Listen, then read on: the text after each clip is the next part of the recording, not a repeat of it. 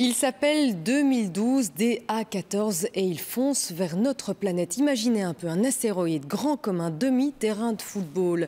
Le 15 février, il devrait nous frôler si tout va bien. Mais rassurez-vous, les spécialistes sont formels. On ne risque rien, enfin du moins pour cette fois-ci. Dominique Dussin. C'est à 20h36 vendredi prochain que l'astéroïde 2012 DA14 sera le plus proche de la Terre. Il survolera alors l'Indonésie, mais il sera bien visible depuis l'Europe. Aucun risque de collision, mais l'astéroïde sera tellement proche qu'on pourra l'observer avec de simples bonnes jumelles. Dans ce cas-ci, c'est assez extraordinaire parce qu'il va passer non seulement entre la Terre et la Lune, ce qui est déjà extraordinaire, mais en plus il va passer à l'intérieur de la ceinture de satellites qu'on appelle géostationnaires, donc qui sont à 36 km du centre de la Terre, et l'astéroïde va passer entre la surface de la Terre et ces satellites géostationnaires. L'astéroïde, qui a une longueur de plus ou moins 30 mètres, fonce vers nous à la vitesse de 8 km à la seconde.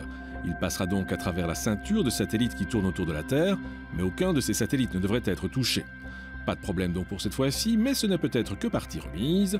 Le 13 avril 2036, un nouvel astéroïde, mais cette fois 10 fois plus grand, s'approchera à son tour dangereusement de notre bonne vieille Terre.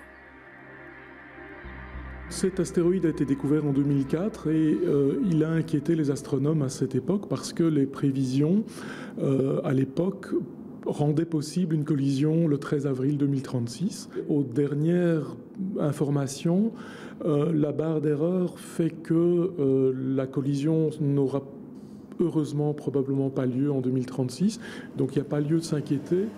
Pas de panique donc, même si on ne connaît aujourd'hui que 5% des 10 000 astéroïdes qui tournent autour de la Terre. Cela dit, à long terme, l'ambiance risque d'être moins bonne. Dans 1 million d'années, le rapprochement d'une étoile et du Soleil risque d'envoyer de nombreux astéroïdes vers la Terre. Et là, cela pourrait tourner à l'aigre.